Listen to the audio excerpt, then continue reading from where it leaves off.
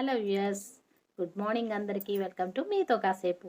ఇందులో మెయిన్గా ఆడవాళ్ళు ఉదయం లేవగానే కొన్ని ప్రేయర్స్ చేస్తే మంచిది అని ఉంటుంది కదండి. ఆ శ్లోకాలు నేను చదువుకునేవి మీతో షేర్ చేసుకుంటున్నాను. అందరూ లేవగానే భగవంతుడి దర్శనం చేసుకుంటారు. అలాగే వాటితో పాటు ఈ చిన్న చిన్న శ్లోకాలు కూడా చదువుకుంటే మంచిదటండి, ముఖ్యంగా ఆడవాళ్ళకి. సో అందుకని ఇందులో షేర్ చేస్తున్నాను అనమాట. మీకు అలవాటు అయ్యి ఉంటే పర్వాలేదు, ఒకవేళ లేదంటే ఇవి మీరు కూడా అలవాటు చేసుకోండి.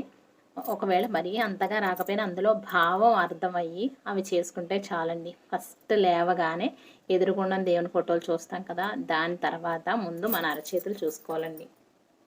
ఇది అందరికీ తెలిసినవే. అవి నేను ఎలా చేస్తానని షేర్ చేసుకుంటున్నాను అనమాట. కరాగ్రే వసతే లక్ష్మి, కరమధ్యే సరస్వతి, కరమూలే స్థితా గౌరి, ప్రాతకాలే కరదర్శనం అటండి.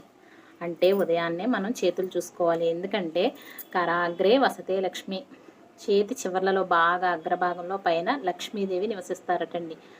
ఇక్కడ లక్ష్మి, కర మధ్యే సరస్వతి, చేతికి మధ్యలో మన జ్ఞానానికి అమ్మవారైన సరస్వతీదేవి ఉంటారట.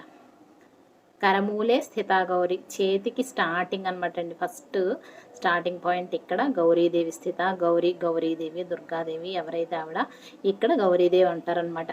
అంటే ముగ్గురు అమ్మలు మన అరచేతుల్లో ఉంటారనమాట. సో మన చేతుల్లో ముగ్గురు అమ్మలు ఉన్నారని భావిస్తూ, ఇదేమో ఫస్ట్ లక్ష్మీదేవి కదండి. మనం చేసే ఏ పనిలోనూ లక్ష్మీదేవి ముడిపడి ఉంటుంది కాబట్టి మన పనులన్నీ సఫలమై మనకంతా లక్ష్మీ కటాక్షం బాగుండాలని మన పనులు క్రియల గురించి. నెక్స్ట్ సరస్వతి, మన జ్ఞానం, ఖచ్చితంగా మన జ్ఞానం మంచి వైపు వెళ్ళాలి, మంచి ఆలోచనలు చేయాలి అని ఇది. నెక్స్ట్ స్థిత గౌరీదేవి దేనికంటే మన ఆలోచనలు మంచి వైపే వెళ్ళాలి అని, ధర్మబద్ధంగా మనం నడుచుకోవాలి, రోజంతా మనకి శుభం జరగాలి అని అమ్మవారు అనమాట. అంటే ముగ్గురమ్మలు ఏంటంటే క్రియ, జ్ఞానము, ఆలోచన అన్నీ మూడు కరెక్ట్గా ఉండాలని ముగ్గురు అమ్మలు మన చేతుల్లో ఉన్నారు అని భావన చేస్తూ ముగ్గురు అమ్మల్ని దర్శనం చేసుకుంటున్నామని భావిస్తూ మన చేతుల్ని దర్శనం చేసుకుని ఉదయాన్నే స్టార్ట్ చేయాలండి మన డైలీ రొటీన్ అనమాట. ఆ తర్వాత మంగళసూత్రాలండి. మంగళసూత్రాన్ని దర్శించుకుని వాటిని కూడా ప్రార్థన చేసుకోవాలన్నమాట. ఆడపిల్ల పుట్టిన క్షణం దగ్గర నుంచి తల్లిదండ్రులంతా కష్టపడి పెంచి వాళ్ళని కలలుగనేది ఏంటంటే ఒక మంచి సంబంధం చూసి ఒక మంచి అయ్యే చేతిలో మా అమ్మాయిని పెట్టేయాలని కలలకంటారు. అలాగే వాళ్ళకున్న తాహతకు తగ్గట్టు వాళ్ళ శక్తిని అనుసరించి ఎంతో కష్టపడి ఒక మంచి అబ్బాయిని చూసి వాళ్ళ చేతిలో వాళ్ళ అమ్మాయిని పెట్టేస్తారు. అక్కడ నుంచి మన జీవితం వాళ్ళతో రన్ అవుతూ ఉంటుందన్నమాట. అందులో ఎన్నున్నాయో, ఏ లోటుపాట్లు ఉన్నా, ఏ కష్ట సుఖాలు వచ్చినా మనం తట్టుకుని చక్కగా ముందుకు వెళ్ళాలండి. ఆ దాంపత్య జీవితం, మాంగళ్య బంధం చక్కగా నిండు నూరేళ్ళు కలకళ్ళాడుతూ ఉండాలంటే ఆ మంగళగౌరీదేవిని మనం ప్రార్థిస్తూ ఉదయాన్నే మంగళసూత్రాల దర్శనం చేసుకోవాలన్నమాట. ఎందుకంటే ఎక్కడికి మన భర్త వెళ్తారో 100 పనుల్లో తిరుగుతారని మగవాళ్ళు బయట, మనం ఇంట్లో ఉండి మన పనులు మనం చేసుకుంటూ ఉంటాము. బట్ మగవాళ్ళు ఎప్పుడు ఎక్కడి నుంచి ఎటు వెళ్తారో, బయటికి వెళ్ళి ఆఫీస్ నుంచి అటు నుంచి ఎక్కడ తిరుగుతారో మనకు తెలియదు. వాళ్ళకి ఎన్ని పనులు ఉంటాయో మనకు తెలియదు.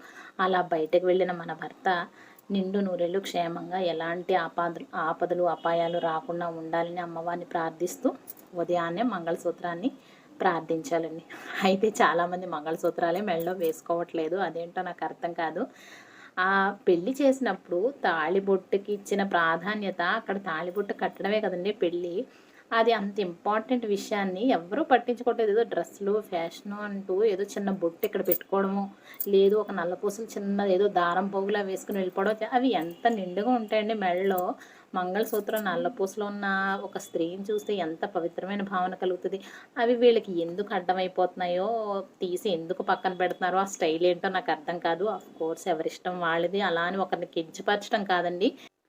ఆ మంగళసూత్రాలు నల్లపూసలు మెడలో ఉంటే వచ్చే నిండుదనం, ఆ అందం, కళ ఇంకా ఏ నగలకి ఏ స్టైల్కి రాదని నా ఒపీనియన్ అండి. అది ఎవరికి నచ్చదు ఆఫ్ కోర్స్. కానీ మాలా కొంతమంది పాతకాలం వాళ్ళు సంప్రదాయాలు పాటించే వాళ్ళు ఉంటారు కదా, అలాంటి వాళ్ళు మాత్రం ఉదయాన్నే చక్కగా మంగళసూత్రాలని దర్శనం చేసుకుని కళ్ళకద్దుకుని అమ్మవారిని ప్రార్థించాలండి. ఆ శ్లోకం ఏంటంటే మీకు అందరికీ తెలిసిందే, సర్వమంగళ మాంగళ్యే శివే సర్వార్థ సాధికే శరణ్యే త్ర్యంబకే దేవి నారాయణి నమోస్తుతే అని ప్రార్థన చేసుకుని సకల శుభాలకు శుభమైన ఓ తల్లి శివుని దేవేరేన ఓ పార్వతీదేవి నన్ను ఎప్పుడు చల్లగా చూడు నా మాంగళ్యాన్ని అని దండం పెట్టుకుని మంగళసూత్రాల్ని కళ్ళకద్దుకోవాలండి. అప్పుడు మన భర్తని ఎలాంటి గండం నుంచి అయినా సరే అమ్మవారు కాపాడుతూ ఉంటుంది. అంటే ఏ గండం రాదని కాదు, పెద్ద పెద్ద గండాల నుంచి చిన్న చిన్నవి తగులుతాయి అన్నమాట. ఎప్పుడైనా సరే భగవంతుని ప్రార్థించాం మాకు ఇది ఎందుకు అయ్యింది అని అనుకోవడానికి లేదండి.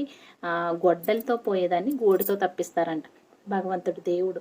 మనం ప్రార్థిస్తే ఎలా అయినా కర్మఫలం ప్రకారం అనుభవించాలి, కానీ గొడ్డలి దెబ్బ తగిలేది చిన్న గోటుతో ఇచ్చినట్టుగా తప్పించేలా భగవంతుడు చేస్తాడటండి. అది అంతేగాని పూర్తిగా మనకి ఏమీ అవ్వదు అని కాదు. ఎప్పటికప్పుడు ఆపద నుంచి భగవంతుడు మనల్ని కాపాడతాడని. సో అమ్మవారిని అలా ప్రార్థించగానే అయ్యో ఈవిడ ఉదయాన్నే నన్ను తలుచుకుంది కదా, ఈ భర్తకి ఏమీ అవ్వకుండా చూసుకోవాల్సిన బాధ్యత నాది అని అమ్మవారు మీ మంగళసూత్రానికి రక్షగా ఉంటుందన్నమాట. అదండి మంగళసూత్రం శ్లోకం. తర్వాత ఏంటంటే నెక్స్ట్ ఇంకేముంది, ఫస్ట్ మనం లేవగానే ఏం చేస్తాం, ప్రార్థనలు అయిపోయినాయి.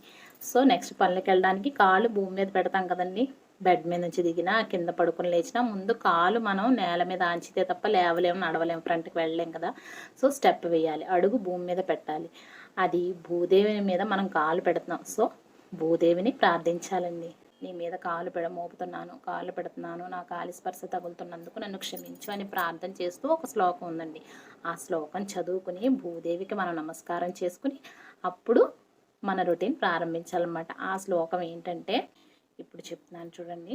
సముద్ర వసనేదేవి పర్వత స్తన మండలే విష్ణుపత్ని నమస్తుభ్యం పాదస్పర్శం క్షమస్వమే అని భూదేవికి ప్రార్థన నమస్కారం చేసుకుని అప్పుడు మనం కాలు భూమి మీద పెట్టాలండి. ఎందుకంటే ఆవిడ అందరి బరువుల్ని మోస్తున్నారు. భూమాత క్షమానికి ఫస్ట్ ఆవిడ పేరు చెప్తాం, భూదేవిని క్షమాగుణానికి. అలాంటి భూమాతని ఫస్ట్ మనం పాదం మోపుతున్నాం అంటే అది మన అపరాధం కింద, అపచారం కింద భావించి ఆ తల్లిని క్షమించమ్మా, నీ మీద పాదం మోపకుండా మాకు రోజు ప్రారంభం కాదు కదా, మా బరువులన్నీ మోసే తల్లి, మా పాదస్పర్శకి క్షమించు, మా భారాన్ని మోసే నువ్వు తల్లివై రక్షించు అని ఆవిడికి దండం పెట్టుకోవాలండి. ఫస్ట్ సముద్ర వసనేదేవి అంటే కదా, సముద్రాన్ని వస్త్రాలుగా, పర్వత స్తన మండలే పర్వతాల్ని తన వక్షస్థలంగా అంటే స్తనమండలంగా, నెక్స్ట్ విష్ణుపత్ని నమస్తుభ్యం విష్ణుమూర్తికి భార్యైన ఓ భూమాత పాదస్పర్శం క్షమస్వమే, నా పాదస్పర్శకి క్షమించమ్మా అని దండం పెట్టుకుని నమస్కారం చేసుకుని భూమాతకి అప్పుడు మన రోజు ప్రారంభించాలండి. భూమాత మీద అప్పుడు కాలు మోపాలన్నమాట. ఈ 3 శ్లోకాలు నేనైతే కంపల్సరీ చదువుతానండి. ఈ భూమాత చదివినప్పుడు అయితే ఏమనుకుంటానంటే, మా పిల్లలు అలా ఇష్టం వచ్చినట్టు గంతులు వేస్తూ ఉంటారమ్మా, అటు ఇటు పరుగులు పెడుతూ ఉంటారు. నా భర్త ఎక్కడి నుంచి ఎక్కడికి వెళ్తాడో తెలియదు, ఏ పక్కన ఏ ముప్పు పొంచుందో తెలియదు, ఈ పిల్లలకి ఏం దెబ్బలు ఉన్నాయో తెలియదు. కాబట్టి ఎన్నో అపచారాలు చేస్తూ ఉంటాం. తెల్లవారు లేచిన దగ్గర నుంచి నిన్ను నానా రకాలుగా బాధ పెడుతూ ఉంటాం, నీ మీద సకల భారాలు మోపుతూ ఉంటాం. మా అపరాధాలను క్షమిస్తూ మా అపచారాలను మన్నిస్తూ ఎప్పటికప్పుడు ఏ గండం నుంచైనా కాపాడుతూ ఉండు భూమాత అని దండం పెట్టుకుని నా రొటీన్ నేను స్టార్ట్ చేస్తాను అనమాట అండి. ఈ 3 శ్లోకాలు నేను డైలీ చదువుకుంటాను లేవగానే. సో అవన్నీ వాళ్ళ మీతో చెప్పుకోవాలనిపించింది అనమాట. అయితే ఈ శ్లోకాలు అవి రావు అని అనుకుంటే మాత్రం శ్లోకం చదవకపోయినా పర్లేదండి, ఏదైనా భావన మాత్రం చేత భగవంతుడు స్వీకరిస్తాడు.